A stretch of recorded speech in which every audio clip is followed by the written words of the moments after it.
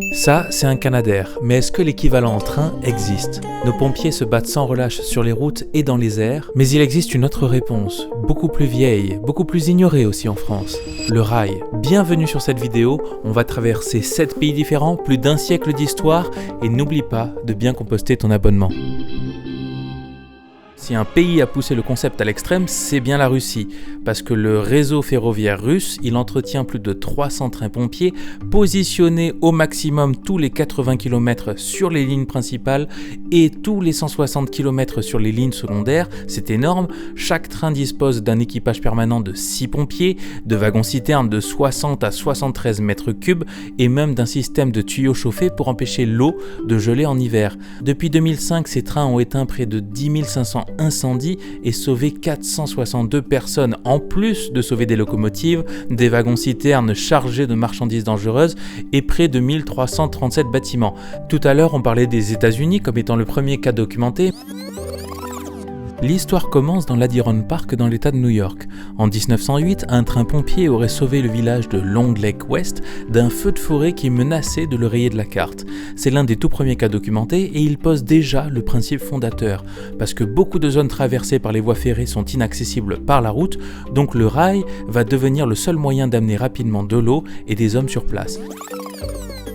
Tout à l'heure, on parlait des États-Unis comme étant le premier cas documenté, mais ils sont aussi un cas concret moderne. Et ce qui est incroyable, c'est qu'un train de pompiers BNSF peut transporter plus de 30 000 gallons d'eau contre environ 500 pour un camion de pompiers classique. Certains modèles peuvent même se ravitailler directement dans un cours d'eau proche pendant l'intervention via siphon. Un exemple précis et récent, c'est en 2013, la Copper Basin Railway, un petit chemin de fer de l'Arizona, a utilisé 2 wagons équipés de canons à eau pour combattre des points chauds le long d'une rivière en coordination directe avec les pompiers au sol pendant que des hélicoptères et des bulldozers intervenaient sur le reste du feu.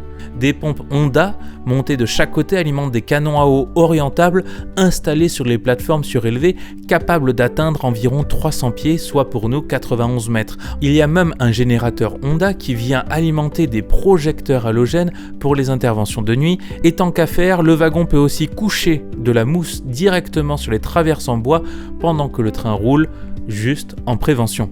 On a parlé des Américains, on a parlé des Russes. Comment ça se passe en Europe? On peut prendre le cas de la Suisse. La Suisse étant connue pour ses tunnels. Allez, je vous mets un tunnel. Là-bas, le premier train d'extinction et de sauvetage est entré en service en 1964, basé dans une ville dont je n'arrive pas à prononcer le nom, pour desservir le tunnel du Gothard.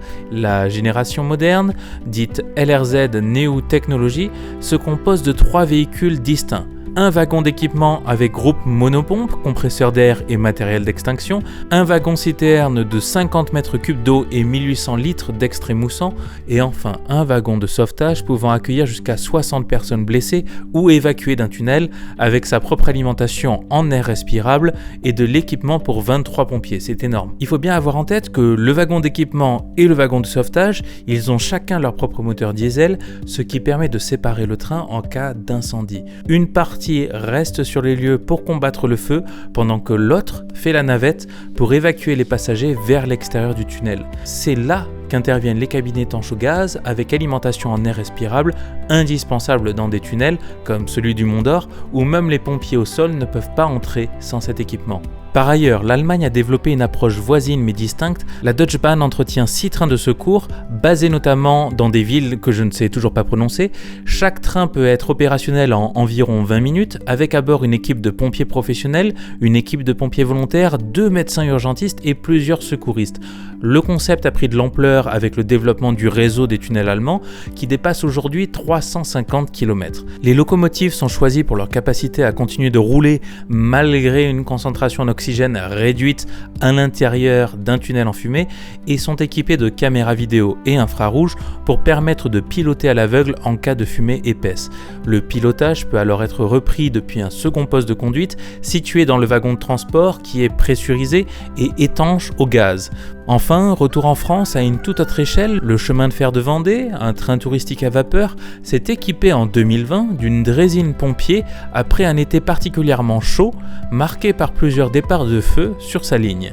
La citerne de 4000 litres a été fabriquée sur mesure par un métallier local. C'est malheureusement l'exemple le plus modeste de la liste, mais il montre que le principe s'adapte à n'importe quelle taille de réseau, même associatif. Et pour finir, avant la conclusion, un cas qui retourne complètement la perspective du train au service de la lutte contre les incendies, parce qu'en 2021, un train de marchandises de Canadian Pacific a traversé un mur de flammes près de Lytton, en Colombie-Britannique, mais un rapport du Bureau de la sécurité des transports du Canada a ensuite révélé qu'une panne mécanique sur une locomotive avait elle-même déclenché un feu de forêt et que 21 départs de feu similaires liés à des locomotives ont été recensés dans les années suivantes. Est-ce que le train peut être une solution pour lutter contre ces flammes dévastatrices ? Ce n'est évidemment pas un concurrent du Canadair, c'est un complément silencieux qui existe depuis plus d'un siècle et qui gagnerait peut-être à être installé un peu plus sur notre territoire français.